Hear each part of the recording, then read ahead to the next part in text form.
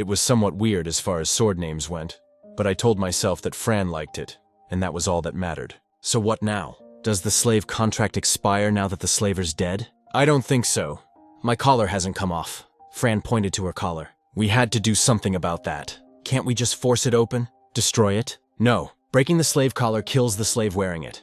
Whoa, seriously? Seriously. That was close. I was about to start swinging at her neck. Then how do we annul the contract? By destroying the contract papers. I see. Would that guy have it? He should. I'll go look. I was worried the slaver wouldn't have it on him and had it hidden elsewhere, but my worries were for naught. Found it. Fran took out a folder filled with parchment paper from the slaver's shirt. One of them was Fran's slave contract, the cause of her slavery. With it gone, Fran would be freed. Just rip that thing to shreds. Fran gripped the edges of the parchment and began pulling. The document proved to be tougher than we thought, however. She grunted and heaved at the contract, but she wasn't strong enough to tear it. Nope. Alright, we'll chop it up then. Put the contract on the ground. Okay. Fran heaved me up, then swung me down at the document. That did it. The slave contract was now in 2 pieces. Seconds later, Fran's slave collar unlocked itself and fell to the ground. The collar came off. Whoa. Are you okay? Yeah, I'm fine. I didn't feel any magic emanating from the collar anymore. The contract really was the key to freeing her from the collar's bondage. Thank you. She was blushing all the way to her cat ears. How adorable. She really was a sweet-looking girl. Give her a few years, and she'd be a heartbreaker. Not that I was going to let anyone go out with my Fran. They'd have to go through me first. Here. Fran brought something to my attention as I was getting all fired up by myself. It was the slaver's bag. What's in it? A bunch of stuff, apparently. There was money for starters, though I didn't know how much the stuff was worth since I wasn't familiar with the coinage of this world. It couldn't have been worth much, though, because most of it was silver and copper coins. Next were some basic tools. Some of them seemed to be magical in nature, too. There was a magical torch, which gave out light, a small jug which produced potable water, and an armband which increased your strength by a little bit. They didn't amount to much, but they did seem interesting. We would have to try them elsewhere, though, because of the mana-draining nature of the forest. I was anxious to get out of the area as fast as I could, too. I don't know how big this mana-sapping area is, but we'd better get out of the forest as soon as we can. Okay. We took some knives, utensils, clothes, and anything that looked like it might be useful from the caravan before we headed out. I had, of course, stored the bear's remains in my pocket dimension for later use. As usual, the storage process only took a few moments. I wrapped my blade in the canvas covering the carriage, and fashioned a loop out of the smaller man's belt so Fran could sling me over her shoulder. She was a bit on the shorter side, so I asked her to be careful since she may end up dragging me across the ground. We had also dressed up Fran in some basic clothing we found in the cart. It was still meager, and she still looked like a slave, but at least she didn't look homeless now. Shall we? Yeah. Equipping me had made her stronger, and I could see she was surprised by it. She declared her astonishment 30 minutes into our trek. You're amazing, teacher. Right? Yeah, so what should we do now? Any ideas? There's a town nearby. Around here? That way. Do you know how far it is from here? No. She had overheard the slavers mention stopping in a town as they headed east. Thanks to her sense of direction, she was able to tell the location of a town, so long as she had a general idea of where it was. Let's get going then. Now it began feeling like a real adventure. Something had occurred to me on the way to the nearest town. There were some updates to my status screen as a result of leveling up Identify. First being the mysterious header of mana conductivity. I asked Fran if she knew anything about it and she shook her head. No. Did it affect my ability to conduct mana? What did that even mean? It was listed at A in any case, and I had no idea whether that was good or bad at the moment. Next came the changes to my skill menu. I was now able to sort my skills according to their categories, which made it much less confusing when I had to rifle through them. It also seemed I'd triggered the superior skills option when I maxed out fire magic to level 10. Superior skills were unlocked as a reward for leveling certain skills to level 10. In exchange, I would no longer be able to share the skill and had to unequip it from Fran. It took up 10 EP, so I had to be careful about my choices there. Along the road, I began telling Fran about myself. We had to get our stories straight to avoid people finding us out. I told her about how I used to be human, and about how I grew stronger by consuming magic crystals, skill sharing, and the effects I had on the stats of my user. Crystals. Yeah, but I just ranked up, so the next one's gonna be a while. Hey, what are you doing? She took the crystal of the fanged rat we had just killed and was knocking it against the flat of my blade. She was trying to feed me, I guessed, though her method was quite violent. Wait, hold on! I have to cut through it! Hit it against the edge of my blade. Like this? That's it. You really absorbed it. And that's how I grow stronger.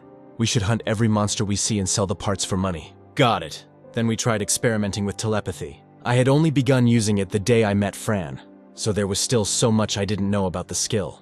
It apparently made a field which allowed the user to have a two-way conversation. If I connected it with Fran, we would be able to have a private conversation.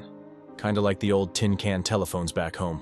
If I widened the area of effect, I would be able to broadcast my voice to everyone who was within range. We tried it out with a rabbit we caught, and both the rabbit and Fran were able to hear my voice when I set it on broadcast. However, it didn't look like the rabbit was able to hear Fran's side of the conversation. Telepathy didn't turn me into a conduit that allowed multiple people in the same area to talk to each other through me. Instead, I did all of the talking and listening. We hadn't run into any tough encounters so far. The grasslands must have been a special environment given how the monsters became stronger the further I went. But the monsters outside the woods weren't that strong. At best, they were at Area 2 levels. I took care of the cooking skill. I maxed out during my lapse into madness came in handy in the end. I could manipulate cooking utensils and ingredients with telekinesis no problem. My blade made quick work of slicing and dicing, and fire and water were just a matter of casting a few spells. Fran should have the same cooking skill I had, but I decided against it. Nourishment was a guardian's responsibility. I had her equip poison resistance, enhanced absorption, enhanced digestion, and predator just in case. Predator allowed you to gain certain abilities based on what you ate. I didn't know how much of an effect it had, but leaving it on her couldn't hurt. This was Fran's current status, aside from the skills we shared. Name, Fran age, 12, race, Beastman, Black Cat tribe class, None LV 3 HP 39. Magic, 25. Strength, 24. Agility, 46 skills, Sword Mastery, 1. Night Vision. Expert Carver, Sense of Direction. Titles, Disassembly Expert. Skill Collector, Fire Mage. Master Chef, she was much stronger than a goblin now. Her numbers were boosted by the Status Plus, Medium, I acquired a short while ago, which stacked with my own Attack Plus, Small. It made her very strong for someone who was still at level 3, and she could stomp every low-rank monster that came her way. I would swap out her skills depending on the circumstances, but Sword Mastery, Fire Magic, and Status Plus were mainstays. I was getting so used to swapping out skills that I could do them on the fly now too. The problem was money. The main currency of this world was gold, and it was accepted everywhere. We had gotten 2 silver coins and 24 copper coins from the slaver earlier, which amounted to 224 G in total. It was dubious whether we could even stay a night at an inn with this little money. I did have a solution though, and it involved the pile of monster corpses I had been storing up in my pocket dimension. Fran had told me that adventurers hunted down monsters, carved up their parts, and sold them for money. Selling monster materials was their main source of income. My solution was to carve up the monster remains and pick the parts which looked viable to sell. It would look suspicious if a little girl like Fran began selling high-rank monster parts though, so we'd have to start with the cheaper stuff. We'd start actually worrying about it when we got to town. And we're done.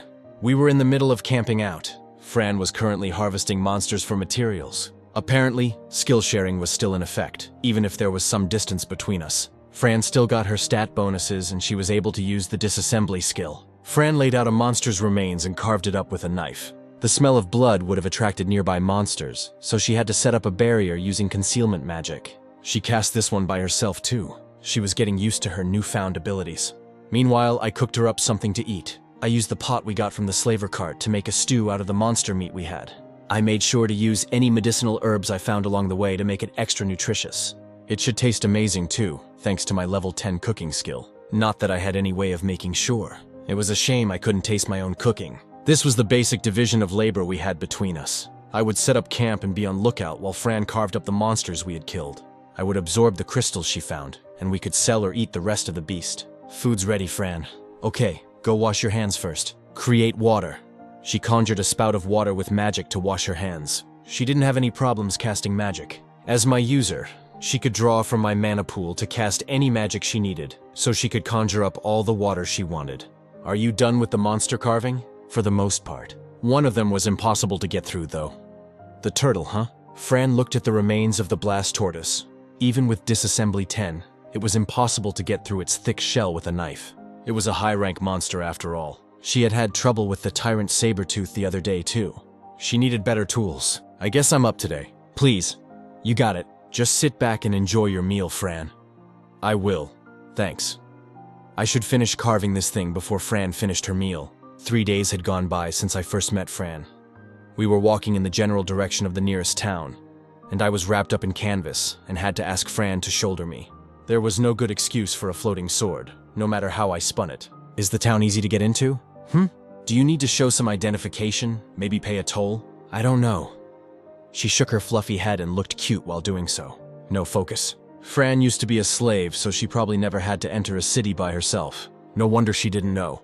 It'd be nice if we could ask someone, but we hadn't seen a single soul in the last 3 days.